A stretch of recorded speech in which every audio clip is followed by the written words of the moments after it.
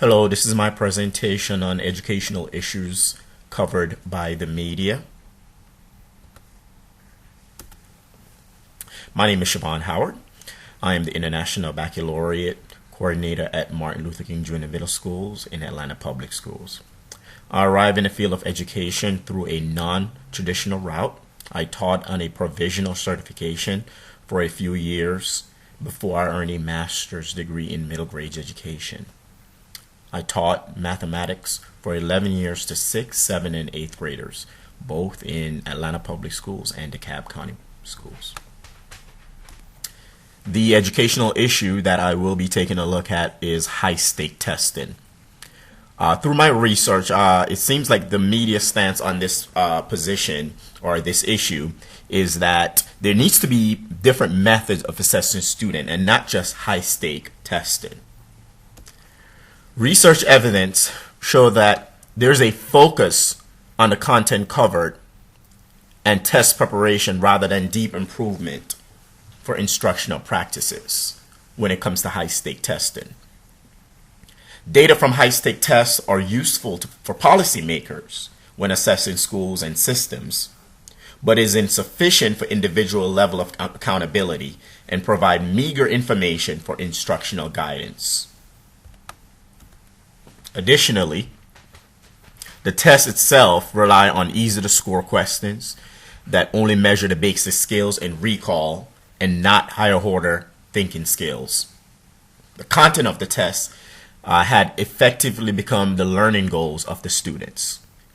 Therefore, the teachers actually focus on the content of the test as the learning goals. State tests distort the curriculum in ways that deprive students of meaningful learning. Other evidence include the fact that some educational resources are inadequate. They really do not prepare students for the actual tests, and such it lacks sufficient reliability and validity for its intended purposes. Decisions that affect individual students' life chances or educational opportunities should not be made on the basis of a test alone. I'm quite sure a lot of teachers would agree with that based on personal experience. Tests valid for one use may be invalid for another use. Oftentimes there's a misalignment between the actual test and the actual process of learning. So therefore, both the content of the test and the cognitive process engaged in taking a test should adequately be represented in the curriculum.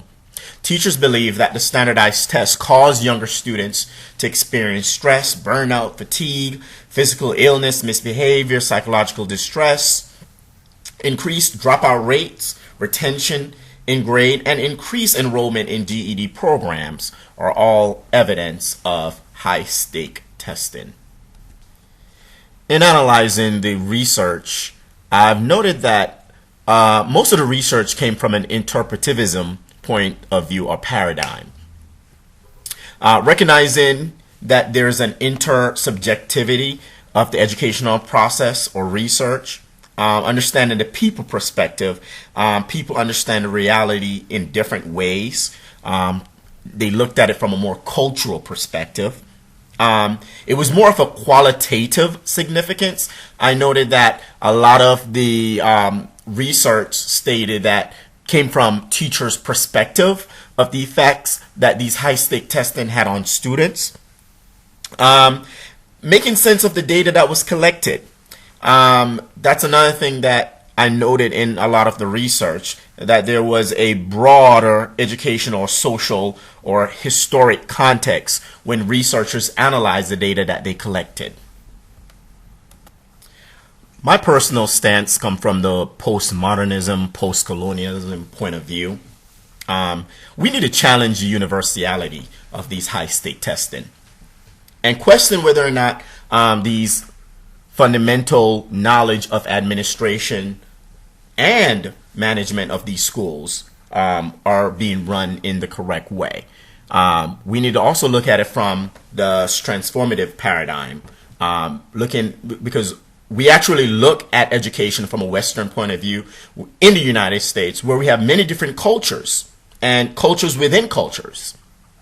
And therefore, we have to now start looking at these different cultures and identifying what works for one particular group may not work for another particular group. That is very, very important. Included in this should be a change in teacher training. This includes not only the actual content itself and misconceptions that may derive from the actual content training of teachers, but also their perceived notions of particular groups that they may be teaching, the cultural differences. How can they have a level of relatability with that particular group that they're teaching? That's something that we need to look at. In addition, I think that we should expand the number of subjects being tested or items being tested within these high-stake tests. Again, sometimes the focus is on math and reading, and they do not expand to the other subject areas. And sometimes the focus is on those two particular content areas that we lose sight of the math and science. So how can we incorporate more content areas within these high-stake testing and make them just as important as the math and the reading? Which brings me to my last point, that we need a more coherent curriculum. We need to figure out how to involve everyone in the process. And again, as stated before, what may work for one particular group may not work for another group. A test may be valid for one particular group, may not be valid for another particular group. So how can we identify what works for each group? And understand that these tests are important, but policymakers should know how to utilize them when making decisions. Thank you for your time.